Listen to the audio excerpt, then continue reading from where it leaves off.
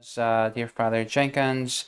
In the Novus Ordo, the prayer of intinction, if that's what they still call it, incorporates the phrase, quote, to share in the divinity of Christ who humbled himself, end quote. He wants to know, Father, is this phrase Catholic at all? And if not, where does it come from? Well, it is, or can be a Catholic phrase. Obviously, it could be considered in a non-Catholic sense.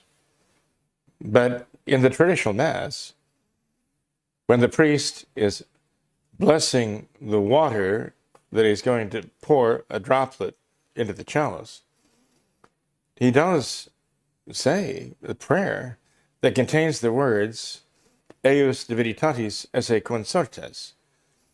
And it refers to the fact that God has made it possible for us to be participants, as it were, or consorts of his divinity, Jesus' divinity, who vouchsafe for our sakes to be partake of our humanity. So if you look in the offertory prayers of the traditional Mass, it does talk about that we are, in a sense, we unite, or we're somehow participants in his divinity, who deigned to become united to us or participate in our humanity. You see what I mean? Mm-hmm. So there is a Catholic foundation for that, but it has to be understood correctly. Unfortunately, again, with the Novus Ordo and its modernism, that can easily be misrepresented as that somehow we become part of God. Even it could be understood perhaps even in a pantheistic sort of way. But how are we consortes eius divinitatis? By grace, not by nature. We are in the image of God by nature. By grace, we are in the likeness of God, and we even become the children of God. As a child resembles his father, you might say, so spiritually, we resemble Almighty God by grace. But that's by adoption. That's not by nature. So we can participate in the divinity of Christ only by grace, not by nature. Right.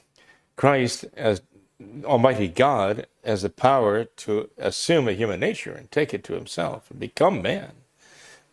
You and I do not have any power to become God. And even God cannot turn us into God, but he can adopt us by grace and elevate us to enable us to participate in the divine life of heaven. That's the inheritance that St. Paul speaks of, everlasting life.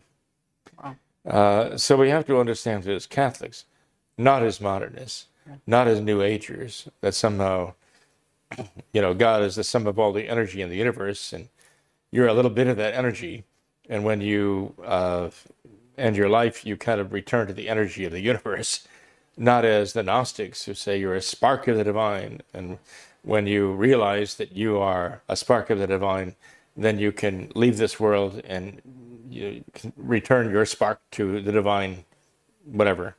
No, not in that sense at all. No. There's a huge difference between that and the Catholic understanding. Yeah. We're talking about divine grace, sanctifying grace in the soul. And appreciating that enables us to really marvel at the goodness of God, that he would not only elevate a creature to that level, but especially a sinful creature who had betrayed him, denied him, that God would be so good to reach so low, that he would raise us so high. All it takes is that we humble ourselves for him to exalt us. We see that in the Blessed Mother.